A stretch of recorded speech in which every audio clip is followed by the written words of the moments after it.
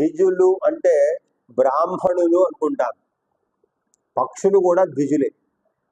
పక్షులకు కూడా రెండవ జన్మ ఉంటుంది. బ్రాహ్మణ వంశంలో పుట్టినటువంటి వాళ్లకు ఉపనయన సంస్కారం చేత రెండవ జన్మ ఇవ్వబడుతుంది. అందుకోసం వాళ్ళను ద్విజులు బ్రాహ్మలు అంటాం.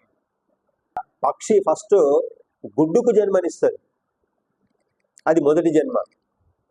తర్వాత కొన్ని రోజులు ఆ గుడ్డును తన ఒళ్ళో పొదిగి తర్వాత ఆ గుడ్డులో ఉన్నటువంటి ప్రాణి ఎదిగిన తర్వాత ఆ లోపల ఉన్నటువంటి ఆ పక్షి ఆ గుడ్డు యొక్క పొరను కొట్టి తనకు బయటకు వస్తుంది ఆ కవచంలోంచి.